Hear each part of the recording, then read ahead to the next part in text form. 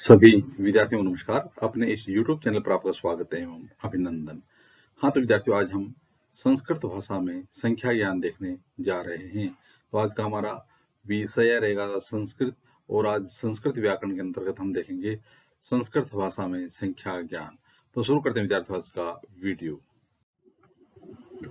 हाँ, तो विद्यार्थियों, अब हम 1 से 4 तक संस्कृत संख्या ज्ञान देखने जा रहे हैं। तो शुरू करते हैं आज का वीडियो। देखिए विद्यार्थियों, हिंदी भाषा में एक संख्या के लिए हम जिस एक शब्द का प्रयोग करते हैं, उस एक शब्द को यदि संस्कृत में देखा जाए, यदि वो अकारांत पुल्लिंग है, तो पुल्लिंग के लिए एकः पद का प्रयोग किया जाता है। तो देखिए, एकः बालकः, एक बालक, एकः मयूरः, एक मोर, एकः गजः, एक हाथी, एकः कपोतः, एक कबूतर, एकः शशकः, एक खरगोश। तो इस प्रकार से पुल्लिंग में एक के लिए एकः पद का प्रयोग किया जाता है। यदि कोई पद आकारांत है तो स्त्रीलिंग है, आकारांत स्त्रीलिंग है, और स्त्रीलिंग के लिए एका आएगा। एका बालिका, एक बालिका, एका चटका, एक चिड़िया, एका घटिका, एक घड़ी, एका अध्यापिका, एक अध्यापिका। तो इस प्रकार से एक जो शब्द हिंदी में होता है, एक संख्या के लिए एक शब्द का प्रयोग किया जाता है, उसके लिए संस्कृत में एका पद का प्रयोग किया जाता है। इसी प्रकार से देखा जाए नपुंसकलिंग में, तो नपुंसकलिंग में एक के लिए एकम, एक संख्या के लिए नपुंसकलिंग में एकम पद का प्रयोग किया जाता है। तो एकम पुष्पम, एक फूल, एकम वनम, एक वन, एकम नगरम, एक नगर,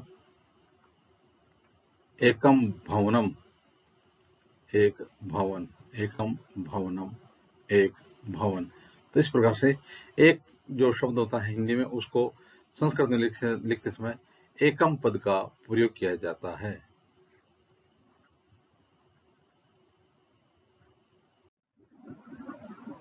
हाँ, तो विद्यार्थियों, अब हम दो संख्या के लिए देखते हैं संस्कृत में किस प्रकार से बोला जाता है।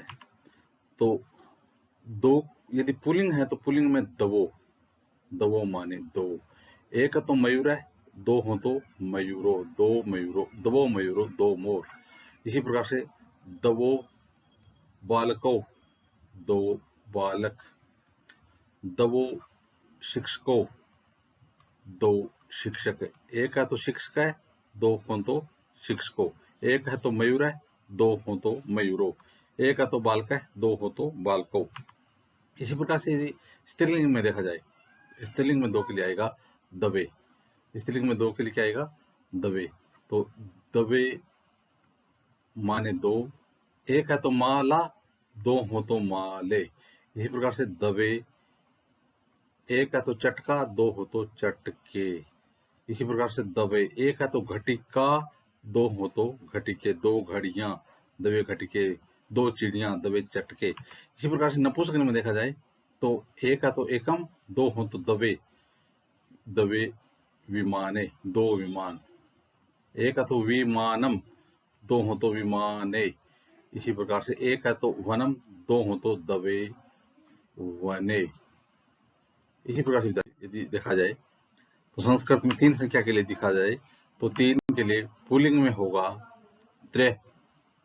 त्रे माने तीन। पुल्लिंग के लिए त्रे, पुल्लिंग के लिए त्रे माने तीन। त्रे एक है तो सिंह, दो हो तो सिंहो, और दो से ज्यादा हो गए तो सिंहा। तो यहां पर देखेंगे त्रे सिंहा, तीन शेर। त्रे बालका, तीन बालक। त्रे शिक्षका, तीन अध्यापक। तो इस प्रकार से तीन के लिए आएगा संस्कृत में त्रे। इसी प्रकार से संस्कृत में स्त्रीलिंग में तीन के लिए आएगा तीसरा। तीसरा माने तीन, तीसरा, तीसरा माने तीन स्त्रीलिंग में। तीसरे नौका, तीन नावें। तीसरे बालिका, तीन बालिकाएं। तीसरे घटिका 3 घड़ियां। इसी प्रकार से नपुंसकलिंग में आएगा 3 के लिए त्रीणि चक्राणि 3 चक्कर, त्रीणि वनानि 3 वन, त्रीणि भुवनानि 3 भवन। इसी प्रकार से विद्यार्थी यदि 4 संख्या के लिए देखा जाए संस्कृत में, तो यदि पुल्लिंग है तो आएगा चत्वारः, चत्वारः माने 4, चत्वारः गजा 4 हाथी, चत्वारः मयूरा 4 मोर, चत्वारः बालका 4 बालक।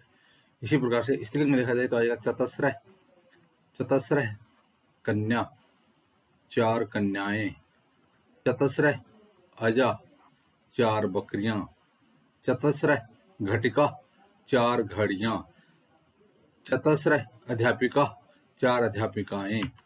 इसी प्रकार से नपुंसकलिंग में देखा जाए तो 4 के लिए आएगा चत्वारी, नपुंसकलिंग में चत्वारी, फलम फले फलानि, वनम वने वनानि, कमलम कमले कमलानि 4 कमलानि, चत्वारी कमलानि 4 कमल, चत्वारी भवनानि 4 भवन, चत्वारी वनानि 4 वन।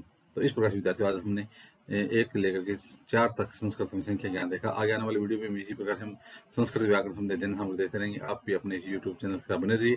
वीडियो देखने के लिए धन्यवाद।